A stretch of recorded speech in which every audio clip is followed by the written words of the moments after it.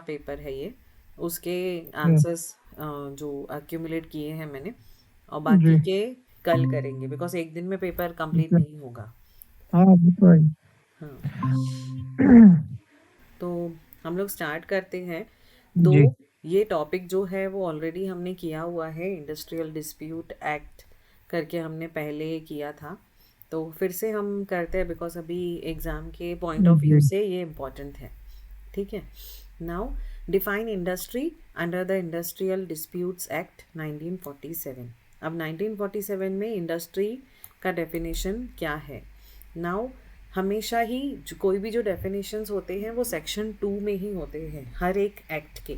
तो वैसे ही इंडस्ट्री का डेफिनेशन भी सेक्शन 2 के सबसेक्शन जे में दिया है of industrial dispute act 1947 defines industry as any business, trade, undertaking, manufacture, or calling of employers, and includes any calling, service, employment, handicraft, or industrial occupation or a vocation of workmen।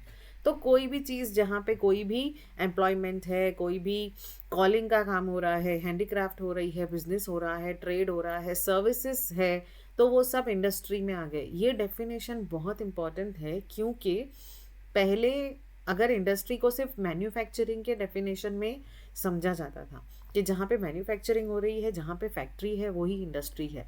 But that's not true. जो industrial disputes act 1947 है वो हर उस जगह पे applicable है जहाँ पर भी कोई भी किसी भी तरह का व्यवसाय हो रहा है, may it be service industry. तो इंडस्ट्रियल डिस्प्यूट एक्ट का जो डेफिनेशन, जो इंडस्ट्री का डेफिनेशन है, वो ये बताता है कि उसमें बिजनेस भी इंक्लूड हो गया, कोई ट्रेड कर रहा है तो वो भी, कोई अंडरटेकिंग है मतलब शॉर्ट पीरियड के लिए अगर कोई कुछ बोल रहा है आपस में कि इस काम के लिए कंसिडर किया गया है, तो वो भी इंडस्ट्री में आएगा। प्लस मैन्युफैक्चरिंग है, कॉलिंग ऑफ एम्प्लॉयर्स है, कोई कॉलिंग है, कोई भी सर्विस इंडस्ट्री भी है, अगर बैंकिंग है तो बैंकिंग भी इंडस्ट्री के डेफिनेशन में आती है, या फिर होटल सर्विस है, या कोई और कंसल्टेंसी सर्विसेज है, तो वो सब भी इंडस्ट्रीज़ के अंडर आ जाएंगी।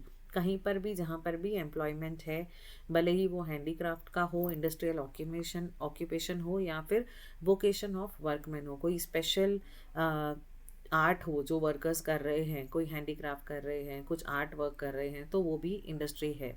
अभी सुप्रीम कोर्ट ने Bangalore water supply and sewerage board के केस में बताया कि एक्चुअली इसमें क्या हुआ था कि Bangalore water supply and sewage जो बोर्ड है वो एक वाटर सप्लाई की इंडस्ट्री नहीं बोल सकते उसको, बट डेफिनेशन ऑफ इंडस्ट्री के अंडर वो आता है।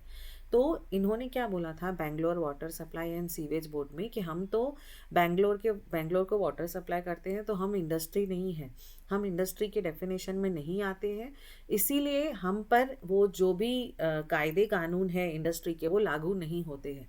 बट ये केस जब सुप्रीम कोर्ट के पास गया तब सुप्रीम कोर्ट ने कहा कि भले ही वो Bangalore water supply sewerage board है, भले ही उसमें कोई भी मैन्युफैक्चरिंग एक्टिविटी नहीं हो रही है, फिर भी वो इंडस्ट्री है।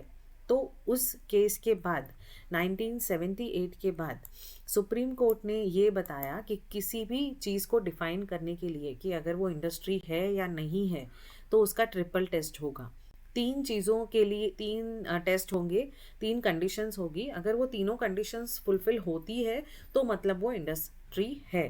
तो यहाँ पे कैसा है कि फर्स्ट कंडीशन ये है, there is a systematic activity.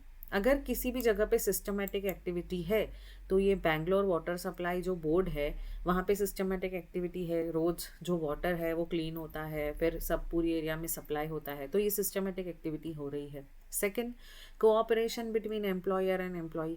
तो वहाँ पे एम्प्लॉयर और एम्प्लॉय के बीच में कोऑपरेशन है, दोनों में काम होता है, एम्प्लॉयर बताता है ये करना है, एम्प्लॉय को उस तरह से काम करना है, फिर उनको जो भी उनका कोऑपरेशन मतलब हर चीज़ के लिए कोऑपरेशन होगा, ना सिर्फ काम के लिए, उनके सैलरी से रिलेटेड, उनके वेजेस रिलेटेड, उनकी छुट्टियों से रिलेटेड, तो उनमें कोऑपरेशन है बिटवीन एम्प्लॉयर एंड एम्प्लॉय।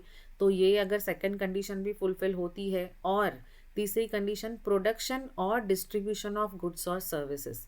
तो ज़रूरी नहीं है कि गुड्स का ही डिस्ट्रीब्यूशन या प्रोडक्शन हो, सर्विसेज का भी प्रोडक्शन या डिस्ट्रीब्यूशन है, टू सेटिस्फाई ह्यूमन वांट्स, इंसान की कोई भी वांट को सेटिस्फाई करने के लिए अगर वो प्रोडक्शन ऑफ सर्विसेज है या डिस्ट्रीब्यूशन ऑफ सर्विसेज है, तो वो सारी चीज़ें जो है वो इंडस्ट्री में आएगी। ये तीनों टेस्ट अगर किसी भी एंटिटी ने पास किए तो मतलब वो इंडस्ट्री के डेफिनेशन में आ जाएगी। ये कब डिसाइड हुआ? Bangalore water supply and sewerage board के जो डिसीजन था 1978 में, तब फाइनल हुआ। तो ये जो इम्पोर्टेंट है बहुत, ये जो केस है वो बहुत इम्पोर्टेंट है। जहाँ पर भी इंडस्ट्री का डेफिनेशन या इंडस्ट्रियल डिस्प्यूट एक्ट की बात आती है, सबसे पहले तो डेफिनेशन लिख लो इंडस्ट्री का, सेक्शन 2J में है। फिर उसके बाद ये केस लिख लो और ट्रिपल टेस्ट वर्ड, ये दो चीज़ों को हाईलाइट कर दूँ तो बस उनको पता चल जाएगा कि यू नो द कंटेंट और आपको पता है कि ये किस बारे में है। तो इंडस्ट्री जहाँ आती है वहाँ पे ट्रिपल टेस्ट आता है। ट्रिपल टेस्ट कब हुआ? सुप्रीम कोर्ट के केस में, बैंगलोर वाटर सप्लाई वाले केस में। बस इतना सिंपल याद रखो, ये हाईलाइट कर लिया आंसर में तो बहुत है समझने के लिए। 10 profit motive is essential for an activity to be considered an industry. तो प्रॉफिट मोटिव असेंशियल नहीं है। इस सुप्रीम कोर्ट के इस ट्रिपल टेस्ट के हिसाब से कहीं भी प्रॉफिट मोटिव की बात नहीं है। आप प्रॉफिट के लिए कर रहे हो या आप सेवा दे रहे हो, वो मैटर नहीं कर रहा है। प्रॉफिट करना नहीं करना वो इंडस्ट्री के डेफिनेशन के लिए as per this triple test important नहीं है। अब ये बैंगलोर वाटर सप्लाई बोलता होगा कि हम कोई प्रॉफिट इंडस्ट्री नहीं है, हम तो एक संस्था है, बोर्ड है जो चला रहे हैं और जो लोगों को वाटर सप्लाई कर रहे हैं। तो लेकिन फिर भी अगर आपका प्रॉफिट मोटिव है या नहीं है, उससे कुछ फ़र्क नहीं पड़ता। अगर वो इंडस्ट्री है तो ये 3 कंडीशंस फॉलो कर रही है तो वो इंडस्ट्री के डेफिनेशन में आ जाएगी ना। अभी इंडस्ट्रियल डिस्प्यूट क्या है? तो इंडस्ट्रियल डिस्प्यूट के लिए इंडस्ट्री समझना ज़रूरी था। ये क्वेश्चंस 2024 के एग्ज़ाम में आए हैं, वही क्वेश्चंस हम कर रहे हैं और मोर और लेस मैंने देखा तो ये क्वेश्चंस रिपीट हुए हैं हमेशा। तो आज हमने वो सेट ऑफ क्वेश्चंस लिए हैं जो बहुत रिपीट हुए हैं। तो according to section 2K industrial dispute जो है वो 2K में है, वेयर एज 2J में इंडस्ट्री का डेफिनेशन है। तो 2K में इंडस्ट्रियल डिस्प्यूट की बात है। तो इंडस्ट्रियल डिस्प्यूट मतलब क्या? एनी डिस्प्यूट और डिफरेंस, कोई भी डिस्प्यूट, आपस में कॉन्फ्लिक्ट, कोई भी आपस में झगड़ा या डिफरेंसेस, दोनों का ओपिनियन में डिफरेंसेस, अलग अलग ओपिनियन होना बिटवीन एम्प्लॉयर्स एंड एम्प्लॉयर्स। पहले तो एम्प्लॉयर्स के आपस में भी अगर डिफरेंस ऑफ ओपिनियन है, कोई डिस्प्यूट है, तो वो भी इंडस्ट्रियल डिस्प्यूट है। फिर एम्प्लॉयर एंड वर्कमैन, वर्कमैन मतलब एम्प्लॉय जो काम कर रहा है वहाँ पे। तो एम्प्लॉयर एंड वर्कमैन के बीच में अगर कोई डिफरेंस ऑफ ओपिनियन है, वर्कमैन एंड वर्कमैन आपस में जो लोग काम कर रहे हैं उनके बीच में अगर कोई डिस्प्यूट है तो वो भी इंडस्ट्रियल डिस्प्यूट में आ गया। Which is connected with employment, non employment, terms of employment और कंडीशंस ऑफ लेबर। अब ये डिस्प्यूट किससे रिलेटेड होगा? उनकी पर्सनल लाइफ से रिलेटेड डिस्प्यूट इंडस्ट्रियल डिस्प्यूट में नहीं आएंगे। उसमें सिर्फ वो डिस्प्यूट आएंगे जो एम्प्लॉयमेंट से रिलेटेड हो या फिर नॉन एम्प्लॉयमेंट से रिलेटेड हो। मतलब एम्प्लॉयमेंट नहीं मिल रही है या किसी को रिटायरमेंट नहीं मिल रही है, वॉलंटरी रिटायरमेंट चाहिए, या कोई भी एम्प्लॉयमेंट और नॉन एम्प्लॉयमेंट से रिलेटेड है, टर्म्स ऑफ एम्प्लॉयमेंट से कनेक्टेड है और conditions of labour, working conditions of labour से कनेक्टेड है, तो ही वो इंडस्ट्रियल डिस्प्यूट में आएगा।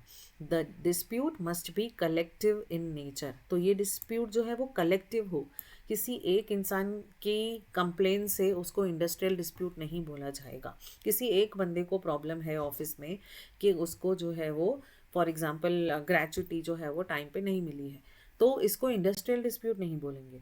बहुत सारे वर्कमैन को एम्प्लॉयर के साथ, एक से ज़्यादा लोगों को एम्प्लॉयर के साथ प्रॉब्लम है, कोई डिस्प्यूट है, कलेक्टिव है, तो वो इंडस्ट्रियल डिस्प्यूट में आएगा। एक एक बंदा लेके आके ये नहीं बोलेगा कि ये इंडस्ट्रियल डिस्प्यूट है। तो individual disputes become industrial disputes only when supported by a substantial number of workman. हाँ, लेकिन अगर किसी एक बंदे के साथ ऐसा डिस्प्यूट है जिसको सब लोग मिलके सपोर्ट कर रहे हैं, ये सोच के कि आगे चल के ये बड़ी बात हो सकती है। फॉर एग्जांपल एक बंदे को ग्रेच्युटी मिली ही नहीं, तो ट्रेड यूनियन जो होगी वो उनको सपोर्ट करेगी उस बंदे को। तो सब लोग मिलके अगर उसको सपोर्ट कर रहे हैं, कलेक्टिवली है, भले ही वो एक बंदे का डिस्प्यूट है, लेकिन डिस्प्यूट जो है, सोच जो है, डिफरेंसेस ऑफ ओपिनियन जो है वो कलेक्टिवली सारे वर्कमैन की वर्सेस एम्प्लॉयर की है, तो वो इंडस्ट्रियल डिस्प्यूट है। Now who is a workman, तो वर्कमैन का डेफिनेशन अगेन सेक्शन 2S में है, ये 2K में था और ये 2J में था, ये याद रखना इम्पॉर्टेंट है, जितना याद आता है उतना सही है। तो वर्कमैन क्या है, वर्कमैन मतलब एम्प्लॉई जो काम कर रहा है, लेकिन उसका डेफिनेशन है अलग से। तो section 2S of industrial dispute act 1947 defines a workman as a person employed in any industry, किसी भी इंडस्ट्री में जो काम कर रहा है बंदा, क्या क्या काम करेगा तो वो वर्कमैन कहलाएगा। कोई मैनुअल काम कर रहा है या वो स्किल्ड कुछ काम कर रहा है, कुछ किस काम में कोई स्किल की ज़रूरत है, फॉर एग्जांपल डायमंड इंडस्ट्री में काम कर रहा है तो वो प्रॉपर स्किल होगा तो ही वो कर पाएगा, तो वो स्किल्ड काम कर रहा है। कोई अनस्किल्ड काम कर रहा है, सिर्फ पैक कर रहा है किसी मटेरियल को, रैप कर रहा है, तो वो कोई स्किल की ज़रूरत नहीं है। या फिर कोई टेक्निकल काम कर रहा है, लैपटॉप्स के रिलेटेड, गाड़ियों से रिलेटेड टेक्निकल, कोई ऑपरेशनल काम कर रहा है, कोई जो कन्वेयर बेल्ट है वहाँ से चीज़ें उठा के यहाँ रख रहा है, इस ऑपरेशन से उस ऑपरेशन में डाल रहा है, तो वो भी वर्कमैन है। या कोई क्लरिकल वर्क कर रहा है तो वो जो है वो वर्कमैन है। Point to be noted here कि वर्क जो मैनेजर लेवल के लोग होंगे वो वर्कमैन नहीं होते हैं, जो हायर कैटेगरी के सीनियर लेवल के लोग होते हैं वो वर्कमैन की कैटेगरी में नहीं आते हैं। इसका मतलब क्या कि अगर किसी सीनियर कैटेगरी मैनेजर का डिस्प्यूट है कंपनी के साथ तो वो इंडस्ट्रियल डिस्प्यूट में नहीं आएगा, क्योंकि इंडस्ट्रियल डिस्प्यूट कहता ही ये है कि dispute between employer and workman, और ये बंदा वर्कमैन के डेफिनेशन में ही नहीं आता है जो मैनेजर है। तो हमको क्वेश्चंस ऐसे पूछे जा सकते हैं कि एक मैनेजर लेवल का बंदा है और उसको डिस्प्यूट है, तो whether it is considered as a industrial dispute और नॉट, तो आंसर विल बी कि it will not be consider as a industrial dispute because वो वर्कमैन के डेफिनेशन में ही नहीं आता है। और इंडस्ट्रियल डिस्प्यूट क्लियरली बताता है कि एम्प्लॉयर्स एंड वर्कमैन के बीच में अगर कोई डिफरेंसेस है, कोई डिस्प्यूट है, तो ही वो इंडस्ट्रियल डिस्प्यूट है। नाउ इट एक्सक्लूड्स, ये बताया इसमें भी कि वर्कमैन कौन कौन लोग वर्कमैन नहीं है। एक तो पर्सन्स एम्प्लॉयड मेनली इन मैनेजरल और एडमिनिस्ट्रेटिव कैपेसिटी, जो एडमिनिस्ट्रेशन में है या जो मैनेजर में है, मतलब जो मैन्युफैक्चरिंग से रिलेटेड काम में नहीं है तो वो वर्कमैन नहीं है। मतलब जो हेड है, मैनेजर है, एडमिनिस्ट्रेशन हेड है, जो अकाउंट संभाल रहा है, वैसा जो बंदा होगा वो वर्कमैन नहीं होगा। क्लरिकल वर्क कर रहा है वो वर्कमैन होगा। तो इसीलिए डेजिग्नेशन जो है वो इम्पॉर्टेंट होता है कि आपको डेजिग्नेशन क्या मिली है जॉब में। Supervisors drawing wages about the prescribed limit. अब एक फैक्ट्री में ही कोई सुपरवाइज़र है, लेकिन उसकी एक लिमिट है कि अगर आपको 10,000 तक, मैं एग्जांपल दे रही हूँ 10,000, अगर आपको 10 या 20,000 तक अमाउंट मिल रहा है तो आप वर्कमैन की कैटेगरी में आते हो। अगर उससे ऊपर का अमाउंट है सैलरी आपकी तो आप सुपरवाइज़र, हायर सुपरवाइज़र की कैटेगरी में आते हो, मतलब आप वर्कमैन नहीं हो, आप उनसे ऊपर हो।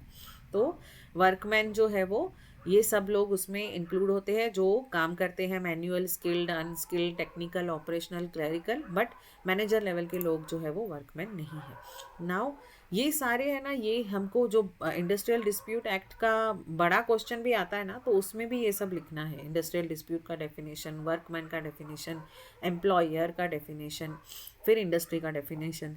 तो वो आंसर जितना बड़ा लिखेंगे उतना अच्छा है। और सिमिलरली ये अगर शॉर्ट नोट्स में आ रहा है तो भी ये आंसर तो इम्पॉर्टेंट है ही। नाउ शॉर्ट नोट है objectives of a labour legislation. तो लेबर लेजिस्लेशन क्यों बनाई जाती है? Now labour legislation is a different thing, trade union is a different thing. Trade union एक अलग चीज़ है जो हमने ऑलरेडी किया है और अभी आगे भी इसका क्वेश्चन है, और एक पूरा फुल फ्लेजेड हमने सेशन किया था, आप देख सकते हो कभी टाइम मिलेगा तो। और लेबर लेजिस्लेशन क्या है? लेबर लेजिस्लेशन एक तरह का इसमें सिर्फ ऑब्जेक्टिव पूछा है क्वेश्चन में, तो we are bound to give only objectives, but general understanding के लिए कि लेबर्स लोगों का आपस में एक कमिटी बोल सकते हैं, एक यूनियन जैसा ही बोल सकते हैं, बट उसको ट्रेड यूनियन नाम नहीं दिया जाता है। वो लेबर्स लोगों की लेजिस्लेशन है, एक लॉ बुक है जिसके हिसाब से, मतलब प्रोविजंस है जिसके हिसाब से उनका जो है वो, उनको उनके राइट्स जो मिले, they should be not deprived of their rights, and जो भी उनके कंडीशंस है, वर्किंग कंडीशंस है, वो इम्प्रूव हो, इसलिए लेबर लेजिस्लेशन बनाया जाता है। तो फर्स्ट पॉइंट ये है क्यों बनाया जाता है लेबर लेजिस्लेशन, उसका ऑब्जेक्टिव क्या है? To protect workman from exploitation. तो वर्कर्स का एक्सप्लॉयटेशन ना हो, मतलब वर्किंग आवर्स फिक्स्ड हो, किसी को ओवर टाइम अगर दे रहे हैं तो उसके लिए उसको प्रॉपरली पे किया जाए। तो ये सब लेबर लेजिस्लेशन में आता है, और लेबर लेजिस्लेशन का मकसद ही ये है ताकि वर्कर्स का एक्सप्लॉयटेशन ना हो, to ensure social and economic justice. तो इकोनॉमिक जस्टिस हो, सोशल जस्टिस हो, अन्याय ना हो, to maintain industrial peace, industry में झगड़ा ना हो। झगड़ा क्यों होगा? अगर कहीं पे डिस्प्यूट होगा, किसी का हक छीना जाएगा या किसी के साथ एक्सप्लॉयटेशन हो रहा होगा, तो ही पीस बिगड़ेगा। तो इंडस्ट्रियल पीस को मेंटेन करने के लिए ही लेबर लेजिस्लेशन होता है, to regulate relation between employer and employee, to improve working conditions of labour, labour की वर्किंग कंडीशंस को इम्प्रूव करने के लिए लेबर लेजिस्लेशन बनती है। जैसे लेबर लेजिस्लेशन है वैसे ही ट्रेड यूनियन है, बट ट्रेड यूनियन का अपना एक एक्ट है, अपना एक अस्तित्व है। लेबर लेजिस्लेशन हर इंस्टीट्यूशन, हर ऑर्गेनाइजेशन, हर इंडस्ट्री के लिए अलग होगा, बट ट्रेड यूनियन जो है वो प्रॉपर एक एक्ट है 1926, ट्रेड यूनियन एक्ट 1926। तो ट्रेड यूनियन क्या है? Is an organisation of workers, workers का ऑर्गेनाइजेशन है, formed to protect their common interest. उनके कॉमन इंटरेस्ट, सब वर्कर्स का मेन कॉमन इंटरेस्ट क्या है? उनको टाइम पे वेजेस मिले, उनके जो काम करने के वर्किंग आवर्स है वो ज़्यादा ना हो, और अगर ज़्यादा वो दे रहे हैं, ओवर टाइम कर रहे हैं, तो वो उनको पेमेंट मिले, और उनकी वर्किंग कंडीशंस कैसी हो, प्रॉपर एरिया में वॉशरूम हो, और प्रॉपर जनरल उनको जो लीव्स अवेलेबल है वो मिले, और बहुत सारी ऐसी फैसिलिटीज़ जो वर्कर्स के लिए है एज़ पर गवर्नमेंट के, उनका प्रोविडेंट फंड है। तो ये सब चीज़ों को प्रोटेक्ट करने के लिए, उनके इंटरेस्ट, कॉमन इंटरेस्ट जो सबको कॉमन लागू पड़ता है, ऐसी चीज़ों को, उनके इंटरेस्ट को प्रोटेक्ट करने के लिए ट्रेड यूनियन बनाई गई है। Trade union act 1926 provides for registration of trade unions and grants them legal recognition and protection for collective bargaining activities. तो ट्रेड यूनियन जो है उसका रजिस्ट्रेशन अगर करना है, ट्रेड यूनियन तो बन गई, उसका अगर रजिस्ट्रेशन करना है तो उसके लिए रजिस्ट्रार ऑफ ट्रेड यूनियन के पास जाना पड़ता है, और उसके जो प्रोविजंस हैं वो दिए गए हैं ट्रेड यूनियन एक्ट 1926 में। और रजिस्ट्रेशन के बाद, रजिस्ट्रेशन का एक प्रोसीजर है, हमने ऑलरेडी किया था, हम लोग एक बार वापस कल उसको करेंगे, एक बार फटाफट रिवीजन। बट ट्रेड यूनियन का रजिस्ट्रेशन कैसे होता है, उसमें कितने मेंबर्स की ज़रूरत है, ये वो उसमें सब है। तो एक बार अगर रजिस्ट्रेशन हो गया ट्रेड यूनियन का, तो it grants them legal recognition, तो उसको एक लीगल एंटिटी, लीगल रिकॉग्निशन मिल जाता है। मतलब वो खुद भी किसी के ऊपर केस कर सकती है, ट्रेड यूनियन जो रजिस्टर्ड ट्रेड यूनियन होगी वो खुद भी एक परपेचुअल सक्सेशन मिलता है उसे, मतलब एक आर्टिफिशियल पर्सन की तरह एक्ट करके वो खुद भी केस कर सकती है, it can sue and to be sued. तो ग्रांट्स देम लीगल रिकॉग्निशन, उसको लीगल एक रिकॉग्निशन मिलती है, लीगल एक एंटिटी मिलती है, एंटिटी की पहचान मिलती है, and protection of collective bargaining activities. तो कलेक्टिव बार्गेनिंग एक्टिविटीज़ के लिए प्रोटेक्शन मिलता है। मतलब कलेक्टिव मतलब क्या? सब मिलके जब बार्गेन करते हैं, मतलब किसी चीज़ को नेगोशिएट करते हैं, किसी टर्म्स को नेगोशिएट करते हैं सारे ट्रेड यूनियन के मेंबर्स मिलके, तो उनको कलेक्टिव बार्गेनिंग की एक्टिविटीज़ से प्रोटेक्शन मिलता है। मतलब फॉर एग्जांपल अगर उन लोगों ने स्ट्राइक की, तो उस स्ट्राइक करने वाले ट्रेड यूनियन के जो रजिस्टर्ड ट्रेड यूनियन के जो मेंबर्स होंगे, उनके ऊपर कोई भी कानूनी कार्रवाई नहीं होगी, अगर, क्योंकि वो जो एक्ट कर रहे हैं on behalf of registered trade union कर रहे हैं, वो इंडिविजुअली अपने इंडिविजुअल परसेप्शन से नहीं कर रहे हैं। तो कलेक्टिव बार्गेनिंग एक्टिविटीज़ के लिए प्रोटेक्शन भी मिलता है अगर ट्रेड यूनियन रजिस्टर हो जाती है तो। अब कलेक्टिव बार्गेनिंग क्या है? तो collective bargaining is a process, ये भी क्वेश्चन बहुत बार आया है, शायद हर बार आता ही है कहीं ना कहीं। तो collective bargaining is a process of negotiation between employers and workman through their representatives to determine terms of employment. तो कलेक्टिव बार्गेनिंग एक तरह की प्रोसेस ऑफ नेगोशिएशन है, सब लोग मिल के बार्गेनिंग करते हैं। सब लोग मिल के मतलब सब लोग जाके एक साथ खड़े नहीं हो जाते हैं, सबकी तरफ से कुछ लोग जाते हैं। पूरी जो भी इंडस्ट्री के वर्कमैन होंगे सबकी तरफ से कुछ लोग जाते हैं, एम्प्लॉयर्स की तरफ से भी कुछ लोग जाते हैं। हो सकता है एम्प्लॉयर खुद भी जाए, बट एम्प्लॉयर की तरफ से भी उनका पीए, उनका मैनेजर कोई जाता है। और ट्रेड यूनियन के जो मेंबर्स होते हैं कलेक्टिव बार्गेनिंग करने के लिए, उतने लोग जाते हैं।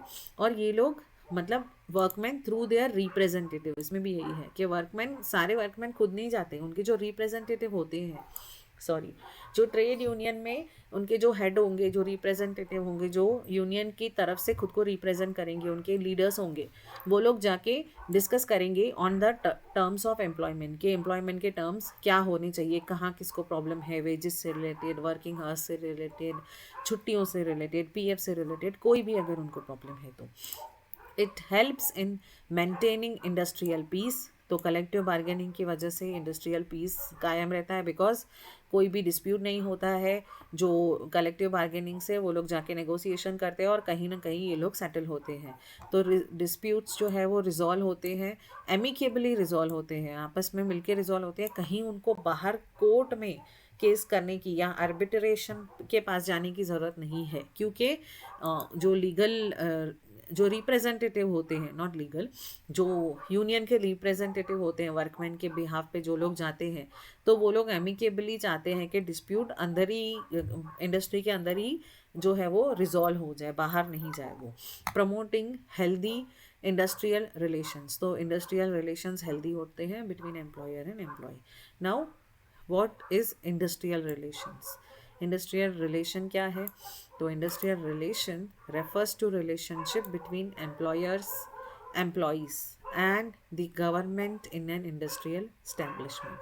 तो ना सिर्फ एम्प्लॉयर एंड एम्प्लॉय के बीच में, बट जो गवर्नमेंट, फॉर एग्जांपल अगर कोई इंडस्ट्री महाराष्ट्र में है, तो महाराष्ट्र स्टेट की जो गवर्नमेंट है उसके साथ वो, उनके क्या लॉज है, वो हिसाब से ही एम्प्लॉयर और एम्प्लॉयज़ के बीच में जो रिलेशनशिप है वो मेंटेन होती है।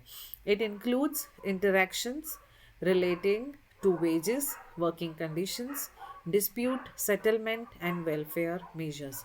तो इसमें इंडस्ट्रियल रिलेशन में ये भी इंक्लूड है कि वेजेस से रिलेटेड अगर किसी को समस्या है, कुछ प्रॉब्लम है, तो वो लोग रिलेशन मतलब इन द सेंस कि ये है कि किस बेसिस पे, कौन से पॉइंट्स के ऊपर इंडस्ट्रियल रिलेशन जो है उसका महत्व है।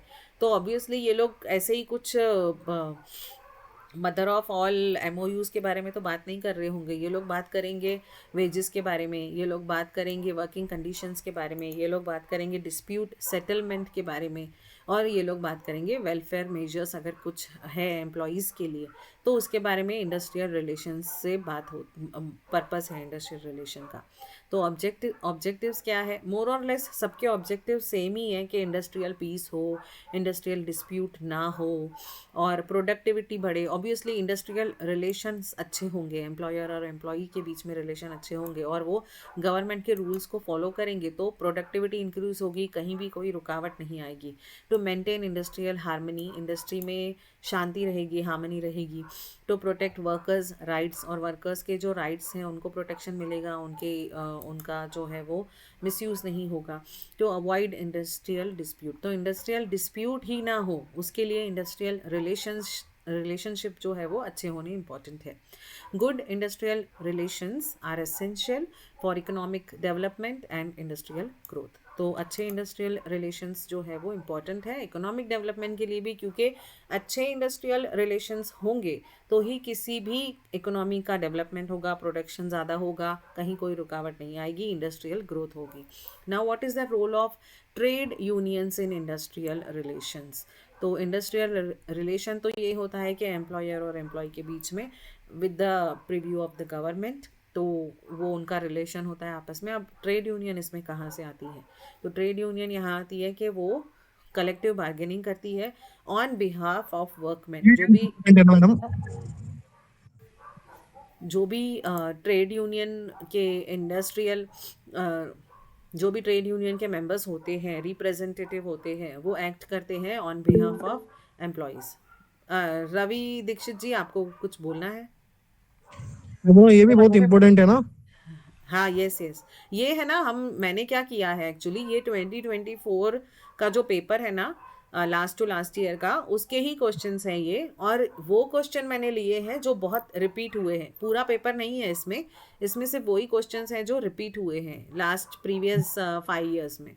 तो और भी पेपर्स हम रोज करेंगे अलॉन्ग विथ वन टॉपिक, और ये पेपर प्रीवियस पेपर्स, तो that will be I think more than enough for us, क्योंकि हमारे पास इतना टाइम भी नहीं है अभी कि हम पूरा हर एक चैप्टर को डिटेल में करें। तो इट्स बेटर कि जो जो चैप्टर वाइज इंपॉर्टेंट है वो ही कर रहे हैं from the point of view of exam. Now, explain the role of trade unions in industrial relations. तो functions of trade unions are protecting the interest of workers. Obviously, workers का interest protect हो, collective bargaining हो, management के साथ सब लोग की behalf पे कुछ रिप्रेजेंटेटिव जाके कलेक्टिवली बार्गेन करें मैनेजमेंट से। तो ये भी फंक्शन है ट्रेड यूनियन का, ये बहुत इंपॉर्टेंट है, rightly said by Ravi ji. And settling industrial disputes को सेटल करने के लिए भी ट्रेड यूनियन का बहुत इंपॉर्टेंट रोल है। प्रमोटिंग वेलफेयर एक्टिविटीज़, जो वेलफेयर एक्टिविटीज़ को प्रमोट करते हैं। कुछ ऑफिस में कभी कोई फंक्शन है, कभी 26 जनवरी का सेलिब्रेशन करना है, तो welfare activities, other than that कहीं किसी पूरे सारे स्टाफ का इंश्योरेंस करवाना है, सबका हेल्थ चेकअप कराना है, तो वो भी ट्रेड यूनियन का एक फंक्शन होता है। Representing workers before labour authorities, labour authorities के बिहाफ पे ट्रेड यूनियन जाती है। अगर किसी के साथ किसी को पीएफ नहीं मिल रही है, कुछ है, तो अगर वर्कर्स को लेबर अथॉरिटीज़ के सामने रिप्रेजेंट करना है, तो ट्रेड यूनियन के जो मेंबर्स होंगे, रिप्रेजेंटेटिव होंगे, वो रिप्रेजेंट करेंगे। लेबर को जाने की ज़रूरत नहीं है, हो सकता है उसे पता नहीं हो कि क्या लॉज है, क्या रेगुलेशंस है, उसको क्या क्या पावर्स है, उसके क्या क्या राइट्स हैं, तो वो एजुकेशन भी ट्रेड यूनियन के वजह से मिलता है। Trade union act as a link between labour and management and keeping in achieving industrial peace. Ultimately industrial peace important है कि आपस में डिस्प्यूट ना हो। Now again this is also important question, strike and lockout. Strike कब होगी? जब जो वर्कमैन होंगे, जो काम करने वाले हैं, वो लोग काम बंद कर दे, तो वो होगी स्ट्राइक। लॉकआउट कब होगा? उसका ऑपोजिट, जब एम्प्लॉयर, जिसकी कंपनी है, वो खुद फैक्ट्री बंद कर दे, लॉकआउट कर दे कि काम बंद करना है। तो दोनों ही एक्चुअली एक तरह का सप्रेशन है, दोनों ही एक तरह का गुस्सा दिखाना है। दोनों ही स्ट्राइक और लॉकआउट, दोनों में सिमिलैरिटीज़ भी है, दोनों में डिफरेंसेस भी है। कभी कभी इसमें डिफ्रेंसिएशन भी आता है, डिस्टिंक्शन भी आता है। तो स्ट्राइक जो है वो हमेशा एम्प्लॉयज़ की तरफ से होता है, लॉकआउट जो है वो हमेशा एम्प्लॉयर की तरफ से होता है। दोनों में मेजर कॉमन चीज़ ये है कि दोनों ही सिचुएशंस में काम बंद हो जाता है। Now a strike is a collective stoppage of work by workmen to press their demands against the employer. अपनी मांगों को पूरा करने के लिए, to press their demands against the employer, वो लोग स्ट्राइक करते हैं। It is recognised under industrial dispute act 1947 subject to legal restrictions. कुछ कंडीशंस हैं, हमने पहले किया था, हम फिर से करेंगे कि क्या कंडीशंस है जो स्ट्राइक को लीगल बनाती है। स्ट्राइक वैसे रिकॉग्नाइज्ड है, it can be done, but subject to certain conditions, certain restrictions. ऐसे नहीं कि कभी भी स्ट्राइक करना है, उसका पहले नोटिस दिया जाना चाहिए। फिर बहुत सारे स्ट्राइक है जो अलाउड नहीं होती है, और कौन सी स्ट्राइक का, किस इंडस्ट्री को स्ट्राइक एप्लीकेबल है। कोई ऐसी इंडस्ट्री भी हो सकती है कि फॉर एग्जांपल जो बहुत इम्पॉर्टेंट है, फॉर एग्जांपल रेलवे है, तो रेलवे में भी लीगल रेस्ट्रिक्शंस हैं स्ट्राइक के, कि 1 महीने का स्ट्राइक नहीं कर सकते, कि लोगों पे, कॉमन मैन पे इफेक्ट हो, तो उनको भी कुछ कंडीशंस फॉलो करके स्ट्राइक करना होता है। ये हम डिटेल में करेंगे, बट एज ऑफ नाउ कि स्ट्राइक जो है वो कलेक्टिवली सब लोग मिलके सोचते हैं कि काम बंद कर दो। कौन? एम्प्लॉईज, वर्कमैन, काम करने वाले, तो वो स्ट्राइक